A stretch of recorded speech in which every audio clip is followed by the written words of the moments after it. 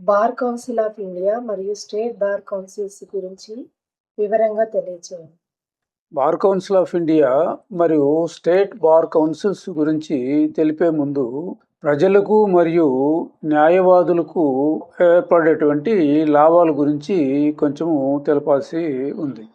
ముఖ్యంగా న్యాయస్థానాల్లో న్యాయమూర్తుల ఎదుట వారి వారి వాదనలు ప్రజలు వినిపించుకునేటువంటి హక్కులు ఉన్నప్పటికీ జడ్జి గారి యొక్క టయాన్ని వృధా చేయకుండా ఏదైతే ఆ కేసుకు సంబంధించి వాదనలు వినిపించాలనో అటువంటి వాదనలే వినిపించేటువంటి అవకాశం ఉంటే జడ్జి గారి టైము వృధా కాకుండా ఉంటుంది. అయితే ఈ రైతులు ఎవరిపాటికి వాళ్లే వాదించే దానివల్ల అనవసరమైనటువంటి విషయాలపైన చర్చలు జరగడం జరుగుతుంది. అందువల్ల ఏం చేసింది, న్యాయ వ్యవస్థను పటిష్టంగా చేయాలంటే న్యాయవాదులు అంటే ప్రజల తరఫున న్యాయవాదులు వాదించే విధంగా చేయాలనేటువంటి దీంతో ఈ న్యాయవాదుల వ్యవస్థ అనేటువంటిది తీసుకురావడం జరిగింది. ఈ న్యాయవాదులుగా ఎప్పుడు పరిగణిస్తారంటే వాళ్ళు ఎల్ఎల్బి కానీ ఎల్ఎల్ఎం కానీ పాస్ అయి ఉండాలా, బార్ కౌన్సిల్ ఆఫ్ ఇండియాలో ఏఐబిఈ అనేటువంటి టెస్ట్ పాస్ అయి ఉండాలా, వాళ్ళు స్టేట్ బార్ కౌన్సిల్లో పేరు నమోదు చేసుకొని ఉండాలా, సర్టిఫికెట్ ఆఫ్ ప్రాక్టీస్ సర్టిఫికెట్ను తీసుకొని ఉన్నట్లయితే వాళ్ళు భారతదేశంలో ఉండేటువంటి ఏ న్యాయస్థానాల్లో అయినా కూడా అంటే జిల్లా కోర్టులలో కానీ తర్వాత హైకోర్టులలో కానీ సుప్రీంకోర్టులలో కానీ క్లయింట్స్ తరఫున వీళ్ళు వాదనలు వినిపించేటువంటి అధికారము ఉంటుంది. అందువల్ల వీళ్ళు న్యాయవాదులుగా వీళ్ళను పరిగణించాలంటే వీళ్ళు కంపల్సరీగా ఈ 4 పాస్ అయి ఉండాలి. అంటే 3 పాస్ అయి ఉండాలి, 1 సర్టిఫికేట్ ఉండాలి. వీళ్ళు మాత్రమే క్లయింట్స్ తరఫున వాదనలు వినిపించేటువంటి హక్కులు ఉంటాయి. మిగతావి పాస్ కాని వాళ్లకు ఎలాంటి హక్కులు ఉండవు. వాళ్ళు కోర్టులో వాదనలు వినిపించేదానికి హక్కు ఉండదు. అంటే బార్ కౌన్సిల్లో కూడా పేరు నమోదు చేయని వాళ్ళు కూడా ఉండదన్నమాట. కాబట్టి స్టేట్ బార్ కౌన్సిల్ తెలంగాణ మరియు ఆంధ్రప్రదేశ్లో వచ్చేసి జూలై 2018వ తేదీన బార్ కౌన్సిల్స్ ఏర్పడినాయి అన్నమాట. ఇవి కూడా న్యాయవాదుల చట్టము 1961 ప్రకారము ఏర్పాటు చేయబడినటువంటి బార్ కౌన్సిల్స్.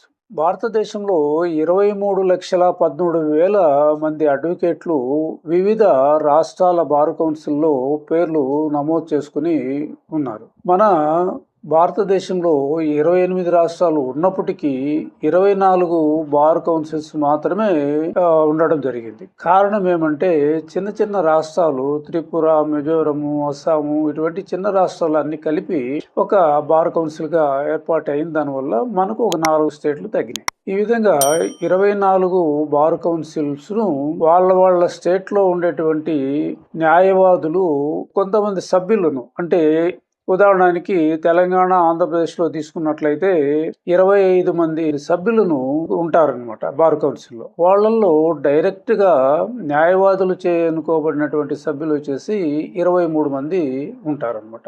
వాళ్ళల్లో సుప్రీంకోర్టును సంప్రదించి బార్ కౌన్సిల్ ఆఫ్ ఇండియా ఒక 2 కోఆప్టెడ్ మెంబర్స్ ను ప్రతి స్టేట్ కు పంపడం జరుగుతుంది అనమాట. అదేవిధంగా advocate general, state advocate general ఆయన ఎక్స్ అఫిషియో మెంబర్ గా ఉండడం జరుగుతుంది. ఎందుకంటే పదవి రీత్యా అతను ఒక మెంబర్ అవుతాడు అనమాట. ఇది స్టేట్ బార్ కౌన్సిల్లో ఉండేటువంటి నిర్మాణం. అయితే వీళ్ళ యొక్క డ్యూటీస్ ఏమంటే వీళ్ళు అడ్వకేట్స్ యొక్క సంక్షేమాన్ని, వీళ్ళ యొక్క హక్కులను రక్షించడము, తర్వాత ఫైనాన్షియల్గా ఏదైనా హెల్ప్ చేయడము, ఇలాంటి కార్యక్రమాలను చేస్తూ వీళ్ళపైన క్రమశిక్షణ చర్యలు అంటే క్లయింట్స్కు ఏదైనా జరగరాని నష్టాలు కలిగించే ఆర్థిక పరంగా కానీ లేదంటే ఒక దుష్ప్రవర్తన పరంగా కానీ ఏదో విధంగా నష్టాలు కలిగించినట్లయితే క్లయింట్స్ కూడా వీళ్ళపైన ఫిర్యాదు చేసి క్రమశిక్షణ కమిటీకి నివేదించేటువంటి అధికారం కూడా ఈ బార్ కౌన్సిల్లో ఏర్పాటు చేయడం జరిగింది. అయితే డైరెక్ట్గా ఎన్నుకోబడినటువంటి 23 మంది సభ్యుల్లో వీళ్ళల్లో 5 సంవత్సరాల కాలానికి వీళ్ళు పనిచేయడం జరుగుతుంది. ఎలక్షన్లు వచ్చేసి ప్రతి 5 సంవత్సరాలకు ఒకసారి జరుగుతుంది. అయితే తెలంగాణ బార్ కౌన్సిల్ ఎప్పుడు జరిగిందంటే జనవరి 2026లోను, అదేవిధంగా ఆంధ్రప్రదేశ్ వచ్చేసి ఫిబ్రవరి 2026లో ఈ ఎలక్షన్స్ అనేటివి జరిగినాయి. తర్వాత 23 మంది సభ్యులు డైరెక్ట్గా ఎన్నుకోబడినారు. వాళ్ళల్లో వచ్చేసి ఒక చైర్మన్, ఒక వైస్ చైర్మన్. వీళ్ళ కాల పరిమితి 2 సంవత్సరాలకు మాత్రమే ఎన్నుకుంటారు. అట్లా ప్రతి 2 సంవత్సరాలకు ఒకసారి వీళ్ళని ఎన్నుకోవడం ఉంటుందన్నమాట. అయితే బీసీఐ అంటే బార్ కౌన్సిల్ ఆఫ్ ఇండియా సుప్రీంకోర్టును సంప్రదించి 2 కోఆప్టెడ్ సభ్యులు ఉంటారు కాబట్టి ఒక సీనియర్ న్యాయవాది వీళ్ళంతా కలిపి ఈ క్రమశిక్షణ కమిటీలో ఉండడం జరుగుతుందన్నమాట. ఇదే కాకుండా ఈ బార్ కౌన్సిల్స్ మళ్ళా వాళ్ళు ఒక సొసైటీలుగా, అసోసియేషన్స్ గా ఏర్పాటు కావడం జరుగుతుంది. అంటే కొంతమంది అడ్వకేట్స్ అంతా కలిపి ఒక అసోసియేషన్ అన్నమాట. ఆ విధంగా తెలంగాణలో చూసుకున్నట్లయితే 110 బార్ అసోసియేషన్స్ ఏర్పడి ఉన్నాయన్నమాట. అదే ఆంధ్రప్రదేశ్లో తీసుకున్నట్లయితే 150 బార్ అసోసియేషన్స్ ఉన్నాయి. అయితే వీళ్ళందరికీ బార్ కౌన్సిల్ ఆఫ్ స్టేట్ అనేటువంటిది ఆంధ్రప్రదేశ్లో వచ్చేసి విజయవాడలో ఉంటుంది. అదేవిధంగా తెలంగాణలో వచ్చేసి హైదరాబాదు ఉంటుందన్నమాట. కాబట్టి న్యాయవాదులలో కూడా 2 రకాలు ఉంటారు అని చెప్పినాం కదా. సీనియర్ న్యాయవాదులు, జూనియర్ న్యాయవాదులు అని ఉంటారు. మరియు గవర్నమెంట్ తరఫున వాదించేటువంటి అడ్వకేట్లు ఉంటారు. అంటే జీపీలు, ఏజీపీలు ఉంటారు, పబ్లిక్ ప్రాసిక్యూటర్లు ఉంటారు, అసిస్టెంట్ పబ్లిక్ ప్రాసిక్యూటర్లు ఉంటారు. వీళ్ళందరూ కూడా ఇందులోనే నమోదు చేసుకోవాల్సినటువంటి అవసరం ఉంది స్టేట్ బార్ కౌన్సిల్లో. అయితే భారతదేశంలో బార్ కౌన్సిల్ ఆఫ్ ఇండియాలో వచ్చేసి attorney general of India, solicitor general of India, advocate general of India వీళ్ళు మాత్రము బార్ కౌన్సిల్లో నమోదు అయి ఉండరు అన్నమాట. ఎందుకంటే వీళ్ళు భారత రాజ్యాంగ పరిధిలో వారి యొక్క హక్కుల గురించి పోరాడతారు కాబట్టి వీళ్లకు ఉండరు. కానీ వీళ్ళు అటార్నీ జనరల్ ఆఫ్ ఇండియా మరియు solicitor general of India ex officio సభ్యులుగా బార్ కౌన్సిల్ ఆఫ్ ఇండియాలో ఉంటారు. అదేవిధంగా స్టేట్లలో వచ్చేసి అడ్వకేట్ జనరల్ ఎక్స్ అఫిషియో సభ్యులుగా ఉండడం జరుగుతుంది. ఎక్స్ అఫిషియో సభ్యులు అంటే మీ పదవిరీత్యా ఆయన అడ్వకేట్ జనరల్ కాబట్టి ఆయన పదవిరీత్యా ఒక సభ్యుడిగా ఈ కమిటీలో ఉండడం జరుగుతుందన్నమాట. అయితే వీళ్ళు చేసేటువంటి పనులు ఏమంటే, ఎవరైనా న్యాయవాదుల పైన ఆరోపణలు ఉన్నట్లయితే, క్లయింట్స్ వాళ్ళపైన ఫిర్యాదు చేసినట్లయితే వాళ్ళ తరఫున ఈ అడ్వకేట్ జనరల్ వాదించడం జరుగుతుంది. వాది అయినటువంటి అడ్వకేటు ఆయన వాదించుకోవాలా. ఈ విధంగా ఏదైనా సరైనటువంటి న్యాయం జరగలేదని క్లయింట్స్కు అనిపిస్తే ఈయన బార్ కౌన్సిల్ ఆఫ్ ఇండియా కూడా అప్పీల్ చేసుకోవచ్చు.